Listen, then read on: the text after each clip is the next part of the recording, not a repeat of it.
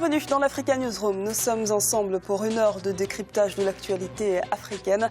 Et en cette semaine spéciale Sénégal, notre dossier du jour sera consacré à la montée de la criminalité et du banditisme au sein du pays de la Teranga. Au sommaire également, lancement de la tournée républicaine du président équato-guinéen Teodoro Obiang-Nguema Mbasogo.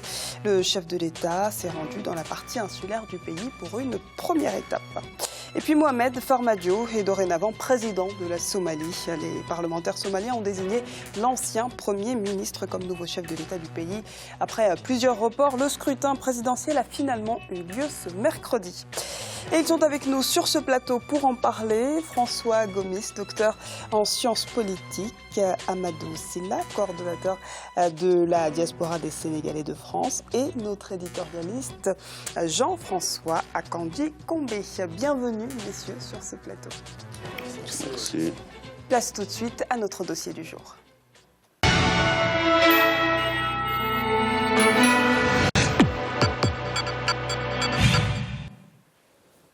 Le président de la Guinée équatoriale, Teodoro Obiang-Nguema Mbasogo, a entamé une tournée nationale.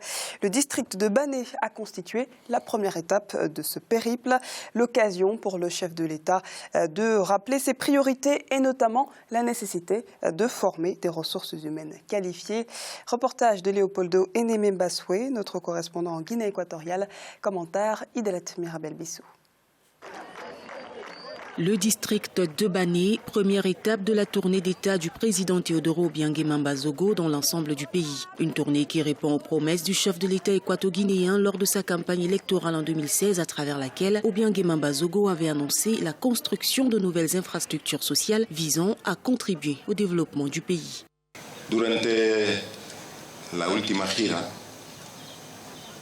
Au cours de la dernière tournée, nous avions promis la transformation de certains villages qui ont passé plusieurs décennies sans amélioration. C'est la raison de notre visite ici à Bané. Nous croyons que le progrès ne doit pas se limiter aux grandes villes comme Malabo. Le développement de la Guinée équatoriale devrait atteindre tous les coins du pays. Au cours des derniers mois de l'année 2016, plus de 70 milliards de francs CFA ont été investis pour la matérialisation d'œuvres sociales à Bané et Riaba. La priorité aujourd'hui pour le chef de l'État équato-guinéen est la formation de ressources humaines qualifiées dans l'administration publique et privée du pays. La solution más fácil es la formación de la juventud. La solution la plus simple, c'est la formation des jeunes. Le gouvernement mettra à disposition tous les moyens disponibles pour la formation de la jeunesse équato-guinéenne. Voilà pourquoi nous construisons des centres de formation professionnelle et des universités pour ceux qui ne veulent pas aller à l'extérieur pour se former. Para que aquellos que sus padres no tienen suficientes recursos puedan formarse también en el país. Entre autres, la tournée d'État du président Obiang a comme objectif d'inaugurer les 52 villages récemment transformés en pôles urbains sur l'ensemble du territoire national. Monsieur Gomis, on vient de le voir, le président équato-guinéen a impulsé des grands travaux dans le pays. Comment appréciez-vous la stratégie des autorités équato-guinéennes pour réduire cette pauvreté ? Je pense que le président équato-guinéen, M. Teodoro Obiang-Nguema, a bien compris l'enjeu principal à l'orée de ce 21e siècle en Afrique. Parce que très souvent, on présente nos pays, on présente les matières premières comme étant une richesse de nos pays. Alors que moi, je considère que les matières premières ne sont qu'une ressource qui ont besoin d'être mises en œuvre par la matière grise. Donc, il faut qu'ils passent par le prisme de la matière grise. Donc là, le projet, en plus des 3 axes stratégiques qui sont l'urbanisation, la décentralisation et l'industrialisation, qu'il a bien expliqué, il y a l'investissement dans la pensée. C'est-à-dire former les jeunes à même de pouvoir, tout au moins, à défaut d'atteindre le développement, au moins déjà l'émergence dans un premier sens. Donc je pense que c'est une stratégie très pertinente qui va dans l'optique de la réalisation de ces objectifs. N'est-elle pas tardive d'après vous ? Pourquoi maintenant, finalement ? Oui, la question mérite d'être posée, mais je pense qu'il n'est jamais trop tard pour bien faire. Donc, à la différence de certains autres chefs d'État qui n'ont pas encore emprunté cette voie, je pense que c'est à saluer et à encourager. Jean-François, on a vu qu'il y a des constructions d'infrastructures routières, sportives, sociales, beaucoup de choses. C'est un fait, mais est-ce qu'elles ont permis aux foyers d'améliorer leurs conditions de vie? C'est aussi là la question essentielle. Je pense que ça doit évidemment être l'objectif. Vous posiez tout à l'heure la question de savoir pourquoi maintenant, mais il se trouve que la Guinée équatoriale poursuit sur sa lancée et est en train de monter en puissance, mais les travaux sur les infrastructures ont commencé depuis longtemps. L'investissement, le réinvestissement des ressources pétrolières dans l'économie nationale, pour l'essentiel, a commencé depuis longtemps, même si par ailleurs il y a des déperditions dont on ne parlera pas ici. Mais c'est un pays qui est sur un cycle vertueux, y compris sur le terrain de l'enseignement. Et la formation, cela fait déjà pas mal de temps que le président Teodoro Obiang Nguema insiste dessus, et dans toutes les dimensions. Et il était intéressant de montrer ici la dimension de formation professionnelle, parce qu'en Afrique, nous en avons besoin. Et j'ajouterais qu'aujourd'hui, la Guinée équatoriale est le seul pays à avoir mis en place une université panafricaine, ce qui n'est pas rien. Ça montre quand même un engagement en faveur de la formation. C'est une bonne chose. Et le fait que ça soit rattaché à ce qu'on appelle maintenant la tournée nationale, la tournée républicaine, ça c'est le paravent. Mais cela fait longtemps que le gouvernement central s'occupe des zones reculées de Guinée équatoriale. Il a été question de la construction d'une nouvelle capitale économique qui est en cours. Il y a tout un tas de projets que d'autres pays de l'Afrique centrale feraient bien de prendre en exemple. Monsieur Sylla, Monsieur Akandi vient de l'aborder à l'instant. On parle un peu de ce désenclavement des grandes villes qu'on développe au détriment des autres villes à l'intérieur du pays qui sont parfois laissées pour compte en périphérie des villes. C'est un drame quand on sait dans quel état se trouvent finalement nos campagnes. Est-ce que vous pensez que ce type de projet peut être à même de développer un pays? Absolument. Moi, je pense que le développement, ça ne s'arrête pas seulement au niveau des centres urbains.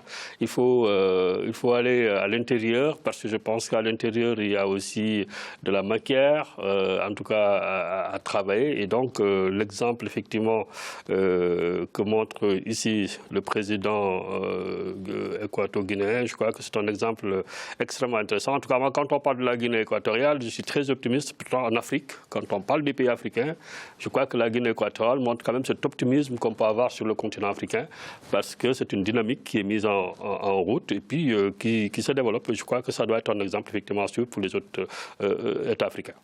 On va parler à présent d'un autre sujet d'actualité, à savoir la Somalie, où le président somalien a été élu ce mercredi par les deux chambres du nouveau Parlement réunies en congrès. Le processus soutenu par les Nations Unies a pris du temps dans un pays où plus d'1 million de personnes vivent dans des camps de déplacés, où la famine menace et où les attentats sont incessants. Organiser ces élections a été un véritable enjeu. Les précisions de Fanny Mounichi. Mohamed Farmajo est le nouveau président de la Somalie. L'ancien Premier ministre a été élu avec 184 voix contre 97 pour le président sortant Hassan Sheikh Mohamoud. 23 candidats au total briguaient le poste de chef de l'État. Pour des raisons de sécurité, c'est à l'aéroport international de Mogadiscio, endroit le mieux protégé de la capitale, qu'avait lieu le vote ce mercredi. Prévu initialement en août 2016, l'élection du président avait plusieurs fois été reportée. Frappé par 30 ans de guerre civile, le pays doit faire face aux attaques régulières des terroristes d'Al-Shabaab. Depuis 2007, une force africaine de 22 000 hommes aide les autorités à reprendre les territoires contrôlés par les rebelles, mais sans parvenir à éradiquer leur présence. Jean-François, la Somalie a donc un nouveau président avec 184 voix. Mohamed Abdullahi Farmajo a obtenu plus de la moitié des votes des 329 parlementaires. Il n'y a pas eu de deuxième tour ni de troisième tour puisque le candidat arrivé deuxième s'est retiré. Est-ce que finalement c'est un choix surprenant pour vous ? C'est un choix qui déjouait un peu les pronostics parce que ces derniers jours, ces dernières semaines, c'était surtout le président sortant qui était favori et qui était favori sur des bases à peu près objectives puisque parmi les députés, les parlementaires qui devaient voter aujourd'hui, il avait, semble-t-il, la majorité à la suite des élections. Mais à mes yeux, c'est l'indication de deux ou trois choses très brièvement. La première, c'est que nous sommes dans un pays, comme ça arrive souvent en Afrique en ce moment, totalement totalement déstructuré sur un plan politique. Les partis politiques ne représentent plus rien. Et l'allégeance, les liens d'allégeance ne sont plus des liens d'allégeance forcément politiques, c'est d'abord des liens On parlait claniques. beaucoup d'histoire de clans. Voilà, c'est les liens claniques, Ces clans ont éclaté. les liens clientélistes aussi qui jouent dans ce cas-là. Moi, c'est la première leçon que j'en tire. Et puis la deuxième leçon, qu'on soit obligé, après les élections déjà de 2012, de refaire des élections dans les mêmes conditions aujourd'hui, c'est-à-dire des élections qui ne sont pas totalement démocratiques, disons-le, en raison de la situation sécuritaire sur le territoire, alors même que nous avons 22 000 hommes armés des Nations Unies sur ce territoire, il y a un problème. Il y a un problème du point de vue des opérations de maintien de la paix de l'Organisation des Nations Unies, mais bon, j'espère que ce pays avancera quand même, mais vous aurez compris qu'avec ce que je viens de dire, je n'ai pas grand espoir. Monsieur Gomis, ce qui a été intéressant, c'est qu'il y a eu une différence par rapport à ces dernières élections. On parle d'une avancée démocratique, on vient d'aborder un petit peu le sujet. Ce sont des parlementaires, 275 députés et 72 sénateurs qui ont élu ce nouveau chef de l'État. Pendant les dernières élections, il n'y en avait que 135 grands électeurs, ce qui constitue peut-être une petite avancée démocratique. Mais n'est-ce pas une situation paradoxale? On parle d'avancée démocratique, mais on n'en est toujours pas à cette démocratie effective. Ouais, avant de répondre à votre question, j'aimerais dire que je partage le pessimisme de M. Akandji par rapport à la situation. Donc l'avancée est certes minime, comme vous l'avez si bien dit, en ce sens qu'en 5 ans, on n'a toujours pas réussi à organiser une élection au suffrage universel. On parle de ça pour 2020. Voilà, donc on verra ce qui va se passer d'ici là. Mais l'avancée est vraiment mesurable sur le bout de la lorgnette. Quelle crédibilité à ces enjeux? Quelle crédibilité pour ces élections, finalement, s'il n'y a pas forcément beaucoup d'enjeux, ou alors qu'est-ce qui se passe finalement autour de cette démocratie inexistante et on organise quand même des élections? Je pense que... Non, pardon, excusez-moi. Juste pour que nos téléspectateurs comprennent bien, le président est élu par les parlementaires. Les parlementaires eux-mêmes étaient les élus d'un collège de 14 000 personnes, Absolument. de 14 000 représentants, donc il n'y a pas de suffrage universel. Et si c'est ça qu'on appelle l'avancée démocratique, dans un contexte de crise, c'est normal. On l'a vu en République centrafricaine, l'élection de la présidente de transition s'était faite de cette manière-là. On l'a vu dans d'autres contextes, mais c'est dans des périodes de crise et normalement, l'objectif devrait être d'en sortir le plus rapidement. Et là, on n'en sort pas. Mais du coup, comment changer la donne, M. Gomis, si finalement, ces élections, on ne sait pas trop ce qu'elles changent dans le pays? Pour répondre à votre question initiale, vous me demandiez quel était l'enjeu. Je pense que l'enjeu pour la communauté internationale, c'était juste de montrer qu'elle était capable d'organiser des élections. Au regard de la situation actuelle, on peut dire que le pays ne pouvait qu'avoir, disons, ce mode de scrutin qui a été commandé par les conditions sécuritaires. Mais l'objectif, par exemple, d'ici 2020, de pouvoir normaliser, entre guillemets, la situation, me paraît bien optimiste au regard de la situation, parce que les islamistes, le pays est encore miné par les islamistes Chebab, qui continuent à mener des attaques, tant et si bien qu'aujourd'hui, par exemple, l'élection a dû avoir lieu dans un aéroport, l'aéroport de la capitale Mogadiscio, qui était considéré comme le lieu le plus sûr du pays. Donc je pense qu'on est bien optimiste de pouvoir imaginer que d'ici 2020, la situation sera normalisée. Beaucoup de défis donc. Oui. Nous allons à présent marquer une courte pause. On se retrouve dans quelques instants pour la suite de l'Africa News Room.